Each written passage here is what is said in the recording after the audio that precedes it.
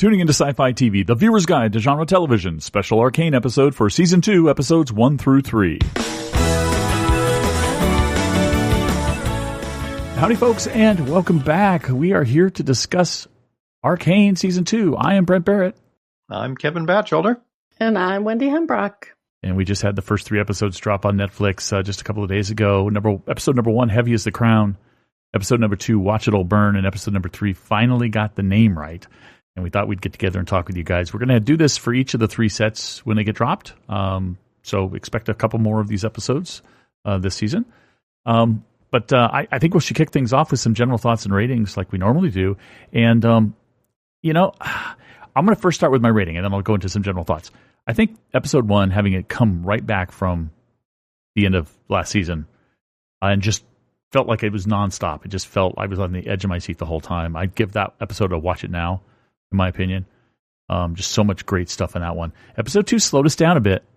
So I'd give it a high watch it soon. Had really good stuff in it, but it wasn't as like edge of my seat as episode 1. And episode 3 finally got the name right. I'd give a low watch it now. Not quite there, but there because some things that if you've been watching these videos, I was a little upset about, but I can deal. I think I'll survive, but it was still really, really, really good, and it ended in a very dramatic way. And each of the episodes ended in a weird way. But anyway, what do you guys think? General thoughts, ratings? Yep, I think I'm similar to you. I'd say first one was a low watch it now for me. Second one, like you, not quite at that level, so I watch it soon. And then I understand why the impacts of events in episode 3 might have knocked yours down a bit, but I thought it was fantastic, so I'd say a very solid watch it now. It was a blur for me, a big, exciting blur. I had butterflies when I sat down to watch it, and I did it late Saturday afternoon, so I watched them all 3 straight through and then watched them all again. Yeah, I watched them all straight through as well. I would give the first one a watch it now. Second one, I would go high, watch it soon. And the third one, I would give it watch it now also. I really like that it was just, I think they're calling them acts, but I would call them, the next chapter in the story. Mm-hmm. I did like, as you mentioned, Brent, that it started almost immediately after the events of the season 1 finale. And I'm sure we'll get into this, but I liked a lot of the parallels that they set up from season 1. Yeah, absolutely. So that's good general thoughts. Let's dive into some highlights. What do you guys think? I'm going to start with the highlight for these 3 episodes of. Okay, I got to bring it out because I'm the Caitlin Vi shipper. So I like the 3 phases of their relationship that developed in these 3 episodes. We get more of that kind of closeness and tenderness and caring that we saw in the first episode with Vi kind of watching from afar almost at Caitlin's,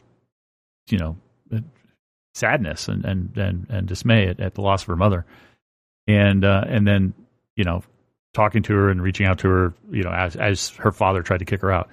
I love that part. But then, of course, second episode, we get the kiss. We get, confirmation that they are indeed in a romantic relationship, which we kind of knew.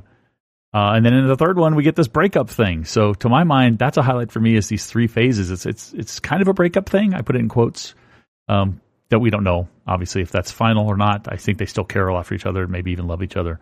We don't know.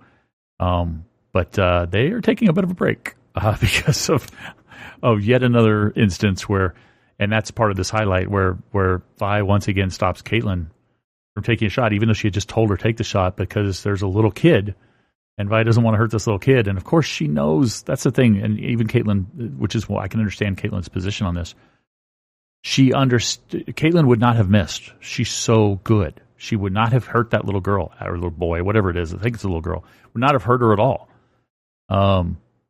And that's one of the reasons Caitlin's so upset, because Vi should have known that. She should have known that little kid was not going to be in danger. But Vi, we saw that just before that. Couldn't. You guys probably have that in your highlight, so I'll skip. Go ahead. What's your highlight?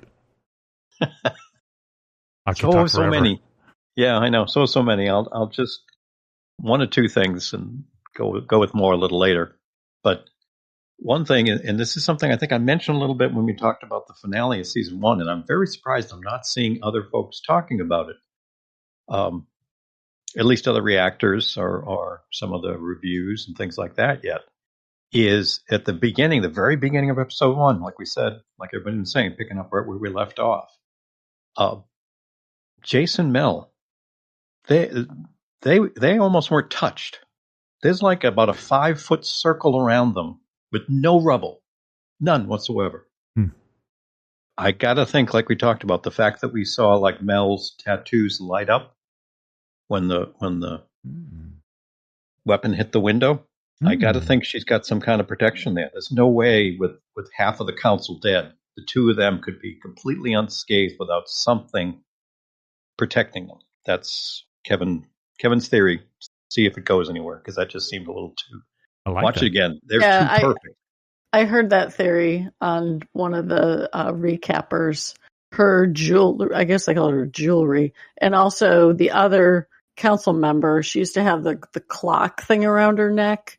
Those are magical shield kind of things.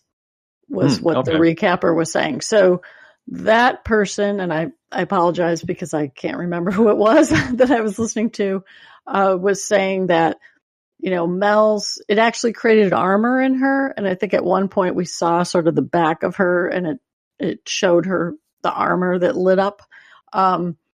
That probably protected Jace and also deflected a lot of shrapnel that injured Victor. Oh, okay. Was that recapper's theory? Okay. And this might be stuff from the game that I know nothing about too, but I just, you know, it was interesting to see it there and not see, at least in some of the stuff I saw, lots of conversation around. So I guess we shall see. So that was interesting, you know, right off the bat. And I guess the other big item for me, I was very excited that we had the Vi, or a Vi, and Jinx showdown this early, episode 3. I wasn't sure if this was going to last for, you know, 2/3 or almost the whole season. So the fact that we were going to have that this quickly as we did, and it was so well done, there's so much great visuals and parallels, as you said, Wendy, that we'll probably talk about from earlier. Just beautiful and heartbreaking. And that whole situation with Vi finally telling Caitlin, you know, take the shot, basically, because she's, as she states to Jinx, you're not my sister anymore. I'm able to let it go. But then when there's another little kid involved, she just can't. So I feel so bad for her. And then with, you know, Caitlin, you know, giving her the butt of the gun right in the gut because she is so upset about her stopping her, and she's still so distraught over her mom. It's like, damn, poor Vi, you're getting it from all angles now. So again, the emotional side for me, still riding the roller coaster. Beautifully done. Okay, so I think technically Kevin gave 2 highlights. So He did. I stopped myself before I gave 2. So I'm going to give 2 highlights also, because I have more than 2, and I'm trying to go in chronological order. So mine is that montage of the aftermath in Piltover. I really thought they did a great job of not overly focusing on the initial minute, but the aftermath. It kind of put all the pieces back on the board very quickly. It was really beautifully visualized, and the music that went with it, I thought that was a great sequence all the way around. And it starts the whole transformation of Caitlin, which we've sort of touched on the surface of. And then the other one that was big for me was Jace trying to save Victor and the start of whatever is going on with Victor. And I was wondering what was going to happen to him last season. And now I'm really wondering what's going to happen to him when he was literally like suspended like a fly inside the Hex Tech while he was sort of incubating in there. And then the Victor that comes out, and we have this very poignant reunion. You know, Jace, first of all, is no longer sort of the leading edge of the Hex Tech. Like, he's trying to catch up with whatever Victor's been doing, which is a reversal of their relationship. But also, you know, Victor is like, thanks for the help. I'm out. I got a whole new mission that we don't know what it was. And, now Jace is being left in the dust, whereas in season 1, it was Victor feeling like he wasn't keeping up. And, Jace was being sort of catapulted into this whole other sphere of the politics and the expansion of Hextech. And now it appears that Victor is on a completely different mission when he goes into the Undercity. Yeah. All right. I'm going to do one. Hopefully I'll stick to one and you guys will stick to one. Kevin. Stop me. All right. My next highlight is that badass entry of Caitlin into the underground council chamber. She comes in with Vi and the others that she's got in her little team. And she just totally puts down that wimpy counselor. I just love that guy. Love to hate that guy, I should say. And the Hextech weapons and armor they had that clearly Jace was making. I think we saw a little bit of a montage where he was putting the weapon together and he put the gem in the rifle that Caitlin has. So I think that was just a really cool scene. That whole bit where she totally in charge. And I think I don't know if Mel's mother saw that, but maybe that's one of the reasons why she later on did something else that we'll talk about later probably. But she was just awesome in that one, and Caitlin's still my favorite character. I'll talk about that again later as well, but that entry was just amazing. Yes, and I love my notes have the exact same phrase. Badass Caitlin and her elite strike force. That was awesome to see. Sticking to just one, I just loved the reveal of the new arm that Jinx created for Savika, complete with stuff from the previous clubhouse and all of the fun stuff with the, all the moving parts and everything there. I mean, that was just an absolute riot and visually was just amazing to watch. Yeah, so I'll connect to Savika and Jinx. I loved the scene when they reconnect in Silco's office, and Savika's already had one round of trying to corral all these gang leaders, and she comes into the office and she's yelling at Silco's empty chair about, I'm still trying to clean up your stuff, and Jinx is up above her and talks about, I've tried to kill myself a couple of times for you and it hasn't worked, that death wish that she has. And I had wondered what their relationship was going to be like at the end of season 1. And it's, turned out they joined forces. Unclear what their mission / vision really is, but I really liked everything about that scene. It was great for those two characters. Yeah. And can I just add to that I loved visually how they had them both sitting on his desk but looking in opposite directions as they talked about.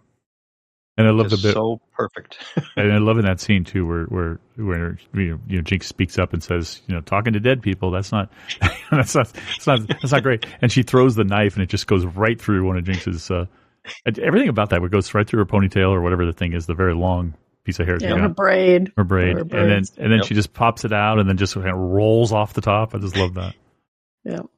And then when she pulls out the thing she used to inject Silco with in the eye and it's talking. So a great scene. Yeah, that started the whole thing where they were both like, hey, wait a minute. Yeah, we're both very similar in different ways about how we worked with him. My next highlight would be Victor the Messiah. You hinted at it, Wendy, but that scene down with the people who are suffering with the effects of the addiction, I think, to the drug. Including that one guy we saw last season who helped Caitlin out to get the antidote for Vi, or the cure for Vi. But curing him in a way, I mean, obviously he's still been changed, the guy he cured, but then seeing the rest of them just fall to their knees, and we see that this pull back and this scene, it clearly Victor is like some sort of religious figure now almost. He's going to be the savior of these people. And from what a little I know of the game lore, that part isn't there, but him being like his body being totally changed, by the Hextech is absolutely part of the game lore, and how he's. I mean, in the game lore is more mechanical. He's got metal and Hextech all throughout his body, but it's similar sort of vibe. So that whole scene was just amazing. Also, I'll stick kind of on a Jinx tangent here. The other thing that stuck with me big was just before, Savika got her gift of the arm.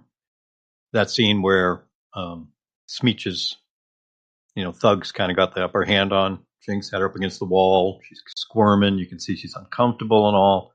And then he kind of gets in her face and talks about, he likes to be up close and all. And then she just snaps and just starts telling him, you're going to regret this. And watching her face and watching the beautiful animation and the voice work to just go from, I can't believe I'm lost the upper hand to, oh yeah, I still got it.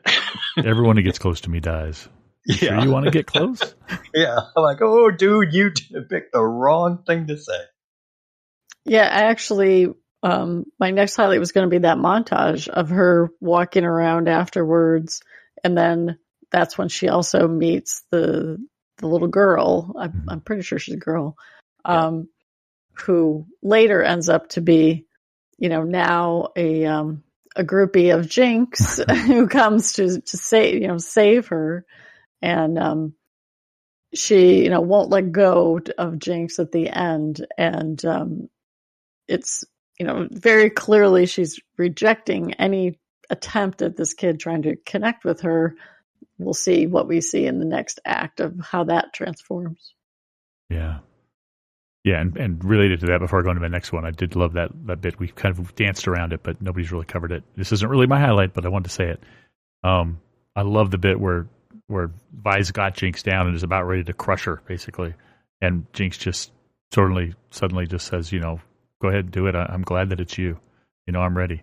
I just love, and then Vi can't really do it, and then the little girl jumps in. So it was a great little scene. Highlight for me is that battle in episode 1. I didn't expect episode 1 to be so, like I said, edge of my seat, which is why I gave it to watch it now. It not only started out like, what happened to everybody, but then it goes through this morning thing with my favorite character, which was why I probably gave it a higher rating than Kevin did, although I matched Wendy's.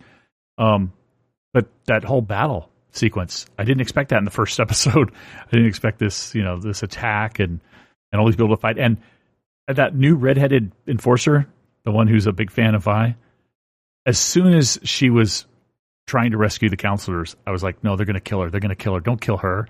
Don't kill her. That whole battle and the aftermath and everything that was going on with the different people involved was a highlight for me. Yeah, it definitely was a surprise that we had, I'll call it the follow-up battle. Then we find out it was orchestrated. But yeah, that was a nice, unexpected surprise. Yeah, it's a great example of what this show has done that we've seen so many times now through the 12 episodes we've got, is just when you think you know what's coming, they're doing a great job of throwing it in a different direction. And my next highlight related to that, and I touched on it, is the fact that we had the Jinx and Vi showdown so early, third episode. But at that point, when Caitlin and Vi are going through, the ducks and all, and they come out to that big room where Vi gives her the, if you get the shot, take it. Just when she looks up at that big open area and you see all of the graffiti that's obviously Jinx's, I got to tell you, for me, that just gave me goosebumps, because it's like, oh, it's going down. We're not going to have to wait. And that just, for me, was definitely moving up to the front edge of the seat, knowing it's going to happen. Yeah, and that was another parallel from season 1, where we think that Piltover has the upper hand in terms of how they're going to use the hex core, I think they were calling it, the blue balls. But then it turned out, Jinx has figured this out. And we had the same thing happen here, where Caitlin got the intel from her mother about where we created these vents to, divert the pollution, to save the people in the Undercity. And Jinx, Rube Goldberg's it into sending all of that back into Piltover. It's great. Yeah, that was great. I watched some reactors, Kevin, who had a comment when we were walking into that room and saw the Jinx stuff, and I think the comment was something along the lines of, "Wow, Jinx sure does know how to put her touch on a space, doesn't she?" But and I love too, related to it at several points in there, discussion, before they start the battle or at other points, each of those images, from the one with Vander with both of them little to the Jinx totally free, I mean, it all means something. That's what's so great about the show. It's not just graffiti. It's got purpose for the story. Definitely. So I don't know if Brent covered this really or not. I think he might have hinted at it, but the post, the breakup scene between Vi and Caitlin, this was kind of a highlight, and also I'll bleed over into a low light because the show's hinting at its formula for their relationship, because they kind of did the same thing in season 1 of, Caitlin's disappointment. I thought they did a great job, but of cueing it, when you stop to have a scene that says, promise me you'll never change. Right. And then the next thing that happens is Vi's perception that you turned on me, when she clearly didn't. She did exactly what she said she was going to do. Exactly what Vi wanted, yeah. Yes. And so the show did a great job of creating a lot of disappointment for what exactly it showed us was going to happen. Now they need to stick to that. To me, if this show is, really serious, then we need to stick with where these characters have landed, which means Vi truly accepts that Powder's gone. She's Jinx. She is a threat. And, now her and Caitlin are going to have to reframe their relationship somewhat. So either Vi is going to really change and apologize and come around to Caitlin's point of view, or they need to just stay, in love, but not really going to work out. I believe Vi when she said that my sister is dead, and also I love this when she first confronts Jinx, Kevin, where she says that my sister is dead. You killed her. I think Vi believes that. I think in her heart she does. The problem, I think, was that one moment of weakness where Jinx knew that Vi could kill her, and she was like, "Okay, I'm ready. I'm glad it's you," sort of thing. That kind of made her like, "Oh crap, my sister is talking to me now, not Jinx." I think that just made her crack. But I don't think she's given up that position that Jinx is not her sister. I hope. At least, Wendy, I hope that she continues with that. Yeah, and Jinx, whether on purpose or not, I'm not sure. But we've seen now. Well, I know at the Mad Tea Party scene it was on purpose. But how often have we seen Jinx be able to go from totally menacing, where everybody does want to kill her, to just switch the face to a child, and it just disarms people. Yeah. Both and us as viewers too, I think, for that reason of wanting to think that she's the villain, and then see it in a bigger scope. I mean, and back to Wendy, back to your point, the thing I'm curious to see too, related to the Caitlin and Vi relationship, because I do want them together, but I don't know. Maybe, and I need to do the rewatch with this in mind again. Is I know Caitlin is hurting. I know she, feels he had a chance to kill her at the end of season 1 and didn't take it, and then their mother got killed. So there's a bit of a vengeance thing there. But I think she's also turned and has gotten meaner to justify why killing her is okay. So I don't know. I maybe Vi is in the wrong and should be the one to apologize, but I don't know. I think Caitlin's still got a part of this that she's got to own up to, that she's a little too vengeful at this point. Well, we saw her sit down and watch a movie of all that intel from her mother. We had her say, I can't believe they attacked a memorial service, because she thinks that second attack is also coming from the Undercity and not Mel's mother, which, that's how she's now getting positioned to be co-opted by Mom. So I do see that Caitlin can definitely get pushed more to the dark side in the next chapter, potentially. But I do think just straight up interpersonally between those two people, they had a conversation, they made a plan, and when push came, Vi, couldn't shove. And so I guess I'm still a little bit more sympathetic to Caitlin about those specific events, because if nothing else, we need to make sure we capture her to take her back to be incarcerated, even if she isn't killed. Yeah, but at the risk of killing an innocent child? I think that after all the carnage Caitlin has seen, that and also to Brent's point, it was probably at least 50-50, if not better odds. Far better. Because she just shot the gun out of the kid's hand. Yeah.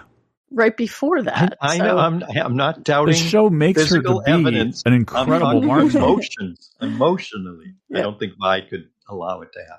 No, and I'm just saying that's what that makes was clearly great. what happened, right? Vi's emotions did short circuit her from executing the plan. Yes. Yeah, no, and I can't help but identify with that. To me, is what right.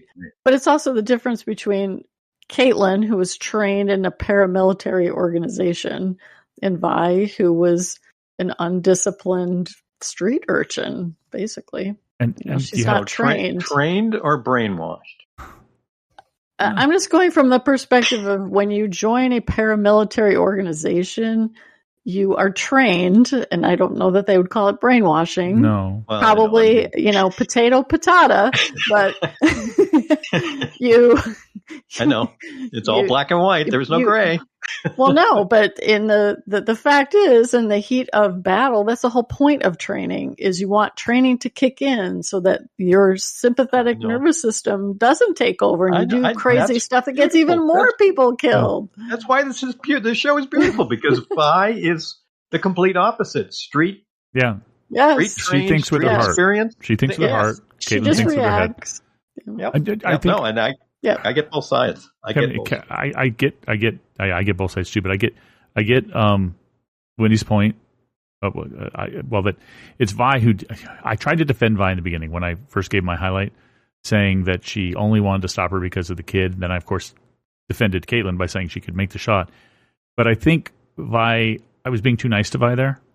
I think Vi knew Caitlin could make the shot. I don't think she stopped her because of the little kid. I think she stopped her because she saw her sister's face for a moment. And that's what made her stop her. Is like, my sister's still in there. Okay. You killed my sister, but she's still in there somewhere. I just saw her. I just saw her say, I'm glad it's you.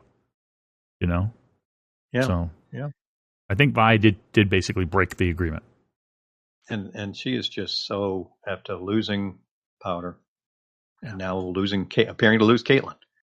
I just think I'm concerned from a story point of view, in a good way, but I'm concerned that now she is just so both sisters lose everybody who's close to them, but in the case of Powder/Jinx, they die. In the case of Vi, they don't like her anymore and they leave for whatever reason. They break up, It's just beautiful, beautiful stuff. How about, what did you guys think as far as the music in these first 3 episodes? It seemed like we had a little more, some montages, but also the use of the music in several of the scenes. I don't know, it just really popped in a good way for me. Yep, definitely highlight. I can't remember what the scene was, if it was the memorial. I can't remember. It was not one of the battle scenes. There was another place where they used music that I didn't write it down, but I noted. I was like, oh, this is a good place for that. For sure. It fits so well that I didn't really make note of it either. It's just, I noticed there was a lot of music, but it fit so well that I didn't take notes. Yeah, it just caught my eye, and a great choice too in the beginning to the memorial service, or in the beginnings of Caitlin looking at her mom to use the black and white, contrasted with her and the color, kind of charcoal drawings, well. Charcoal, exactly. Yeah, I mean, that was just. But her visually. And Vi were in color. That was interesting. I like that. Yes. Yeah. No, just again, visually. That style choice was great. Yeah. I liked the parallels that they did back to season 1. The other ones that jumped out at me was when Jinx takes Silco's body to the water, and instead of baptizing and raising her up, which he did, she gives him a eulogy, and he, drops into the depths. Yeah. And then when Vi tells Caitlin, "You have a good heart," and it just immediately made me think back to season 1 when Vander says that to Vi. So I like those sort of revisiting themes that they did in this little chapter. Yeah, and that little water burial scene too. And this was one of those ones I had to rewind because it really hit me like, oh, when Jinx says as he's kind of going down, I used to say I could fix anything before I broke everything. Yep. Boom. Yeah. Sums her up. Does. Any other highlights from anybody? The last one, or Kevin, did you have one? Go ahead. Let me see if I got one more. Okay. I'm guessing you won't have this one. I liked when Heimerdinger and Echo break into Jace's lab and running through the they're vents, kind of dancing around saying, well, here's my new student. He's a student. We're not breaking into your lab. It's just like that. It's just like before. I just love that whole little bit. And that then prompted this whole conversation about the wild ruin theory. And it got me wondering, okay, is Victor somehow tapping into the wild ruin piece? Is that what's going to make him not just, a magnifier of the bad part of HexCore? So I'm still hopeful that Victor isn't going to become, a Frankenstein or the monster of Frankenstein. Yeah. Now, Brent especially, but definitely went to you too. What do you think happened to Jace, Heimerdinger, and Echo? Got parallel universes here? Time slip? What went on there in that room? What are you talking about? I think they went through a portal. I think they're in another place. Oh, that. Similar to what happened to Jace way back when he was a kid.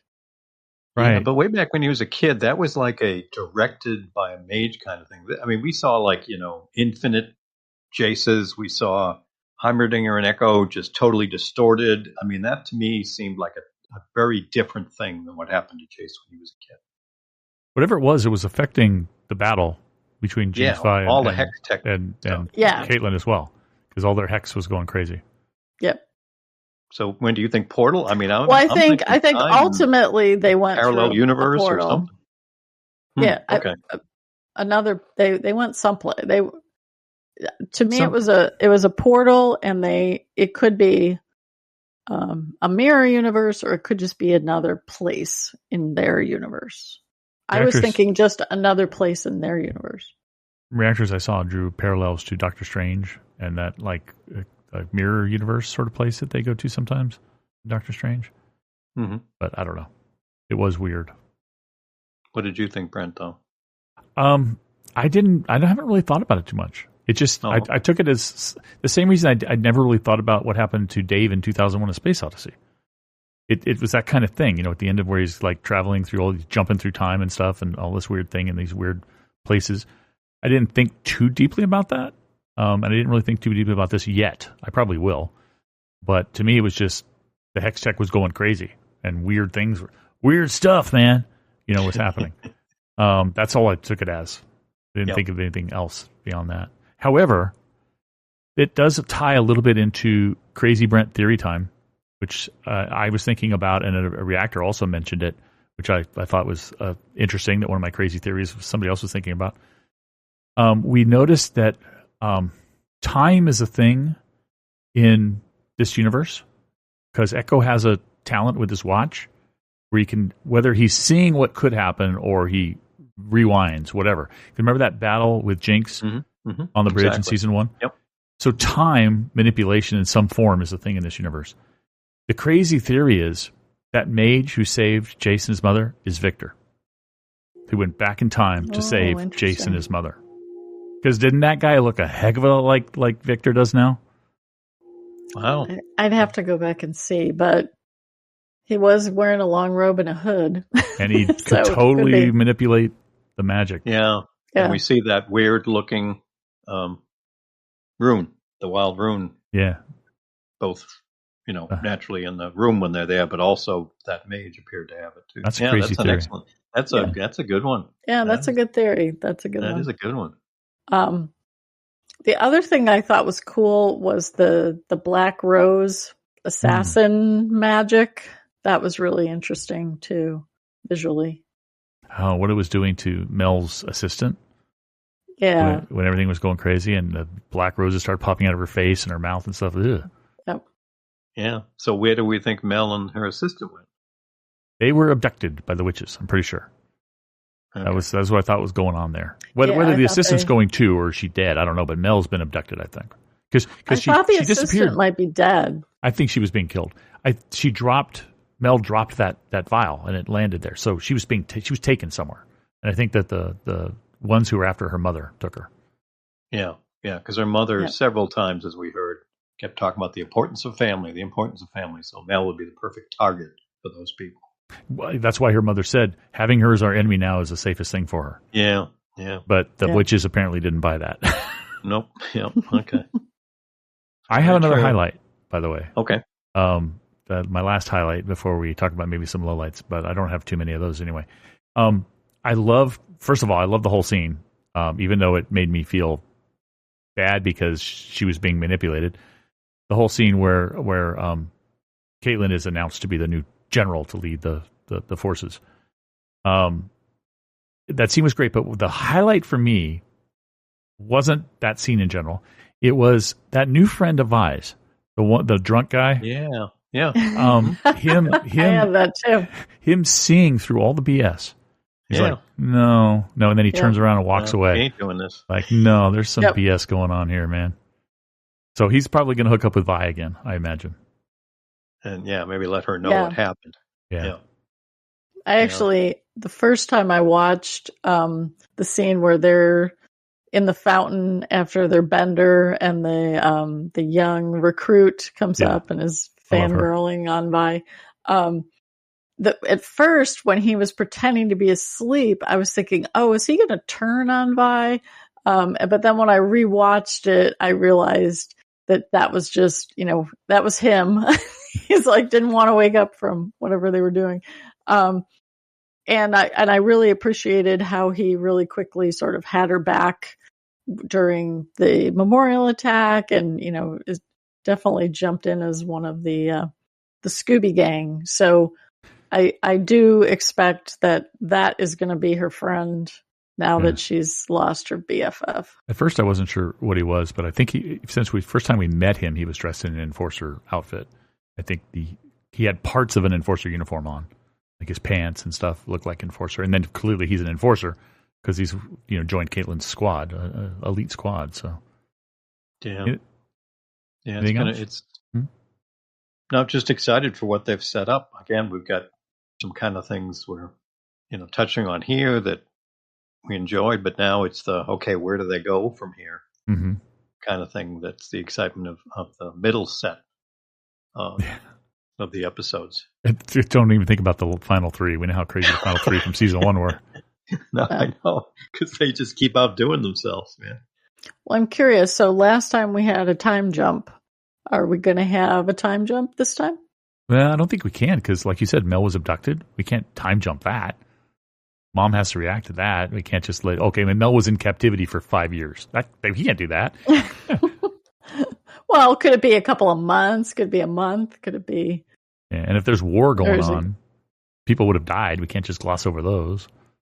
Some key characters probably would have died. I still think Echo's going to turn out. Him and his people are going to turn out to be the true saviors, at least of the Undercity, if not of the whole thing. Well, now that you have Heimerdinger and Jace in theory on board, I think that it will be, saving their world. Unless the end is like the invasion by Noxos or something. Yeah. Which gives the reason of the people of Zahn and Piltover to team up. Yep. Enemy of my enemy kind of thing. Now, I wonder, do we have any real lowlights? I have kind of a semi-lowlight. Wendy hinted at a lowlight. Do we have any real ones, anybody? I'll pass. I got none. I know. I gave mine. My only semi-lowlight is Mel's mom. and it's not fair to lowlight it because she's a great character, and they fleshed her out now. Like I had a lowlight last season that I didn't really get her because she was just introduced at the very end, and I didn't think it. So they fleshed her out, but my lowlight is still I hate her. She's just so slimy and so schemy, and it's like taking advantage of every opportunity. And of course, since my favorite character is still Caitlyn, and she's decided Caitlyn's her target, she's going to manipulate Caitlyn now. I was like, oh, I want to throttle you. Please stop. But that was my only semi lowlight. Well, I get it, but she's also, like you said, both the creation of the character, the voice acting, and the part played in the story is, engages you and pulls you in. But you're right there.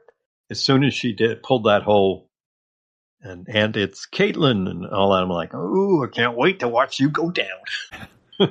Hopefully. Yeah, hopefully. But, but there's also the chance for redemption, even though she's been manipulating lots of people, that at some point there might be her sacrifice that helps, if she really loves her daughter. Yeah. Yeah. Having to do something to redeem her, basically. Yeah. I mean, going back to the parallels between season 1 and season 2, that was Mel in the beginning, right? It was like, she's manipulating things. She has an agenda. Right. She's we thought so. Yeah. luring Jace. Yeah. And it turned out that, she did have an agenda that we kind of got behind. So the question will be, can we get behind Mel's mama? Yeah. Yeah, it's unfair to call it a low light. It is part of the story, and it's an exciting part of the story, but I just don't like her. It's tough when you're always predict that they're going to go bad, and they do. So, and I mean, with her, it's been definitely very predictable that she's scheming at every turn. Speaking of characters, though, last season in our shows, we talked about favorite characters every episode. So do you have any new favorite characters or any cool favorite character moments? I have a new favorite character. Caitlyn is still my favorite, but a second favorite has popped up, and that's the young redheaded enforcer. I just really dig her. I don't want anything bad to happen to her, and every time she gets in some sort of fight, I'm scared. I wouldn't say it's a new favorite character. I would say I am very excited to watch what happens with Savika's new arm. The arm is a character then, yeah.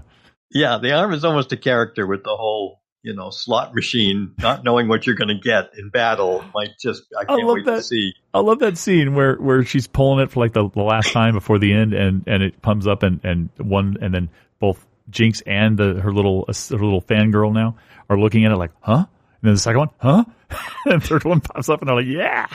Yeah, it's a Jinx smile, and then it totally dismembers our Chem Baron guy. So I'm just waiting to see what happens in an epic battle when she can't control it. Yeah, so I wouldn't say favorite characters, but I like the arc that they're taking Savika on. She could have easily just kind of gotten written out. And I'm going to be very curious to see the dynamic expand with her and Jinx and whatever their larger plans may develop into. And we talked about Vi's buddy. I don't know his name, but he was I would say he's a good new addition, as well as the little redheaded enforcer. He's a strong silent type. Can talk a lot. Yep. Says a lot with his face, though. And like I said, I think he's going to play a bigger part since he walked away from the BS moment. So it'll be interesting to see. Yeah, and I think that's also true of the redheaded kid, because if they were going to kill her off, it would have happened when the carriage crashed and was getting tossed around everywhere. And to me, so I think they were now establishing her as one of the regulars, but one of the fold. Yeah, I still think they might end up killing her because she so adores Vi and adores Caitlyn, because she was one of the ones who started, thumping her chest for Caitlyn. So I don't know. We'll see. I like her though. All right. We had a section in our show notes for back and forth, but we've been doing that a lot. Does anybody have anything else they want to talk about? I'm just so excited. I really am. It's so cool to really be looking forward to this. And if you folks haven't heard, there's an after show called, I think, The Afterglow that they're doing on the Still Watching Netflix YouTube channel. It's supposed to drop on Tuesdays. So we were recording this on Monday, so I might be incorrect, so we'll wait to see. But it's got, many of the folks behind the show, writers, show creators, voice actors. So very much looking forward to maybe seeing what they talk about here between episode drops. Yeah, that's definitely something to look forward to until we get the next chapter. Absolutely. And one last thing I would say, though, is Ella Purnell and her voicing of Jinx in episode 2. At the very beginning, when she came in and Jinx was talking, like, I think I recognize that's Jinx, but she doesn't sound like Jinx. There's something about her. And I think she just did a really good job of showing Jinx in that state, where she was saying goodbye to Silco. She wasn't as crazy as she normally was. But then later in that episode, she became crazy again. So Ella Purnell did not lose the ability to do Jinx. It's just she realized that at that moment, Jinx wouldn't be goofy and crazy. She'd be very serious and somber, which worked. So props to Ella Purnell. Mm-hmm. Yeah, definitely. Okay. I think that's going to do it then. Looking forward to the next 3 episodes. I know we all are. So thank all of you for watching or listening, depending upon how you consume this content. Thank you, Kevin and Wendy, for being here. And I'll catch you next time. Take care, everybody. See you soon. If you'd like to contact us here at Tuning Into Sci-Fi TV, we offer a wide variety of feedback options, including email at feedback@tuningintoscifitv.com, our voicemail at 706-927-8478, on Skype voicemail at Tuning Into Sci-Fi TV, or you can visit our website at tuningintoscifitv.com to find the link to our forums, or to use the SpeakPipe widget to leave us a voice message. You can also find us on Twitter at twitter.com/tuningintosci-fi, or on Facebook at facebook.com/tuningintosci-fi-tv.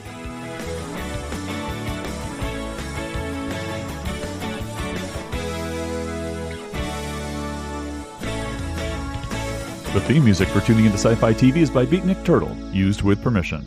You've been listening to Tuning Into Sci-Fi TV's Arcane Special, Episode 4, recorded November 11th, 2024.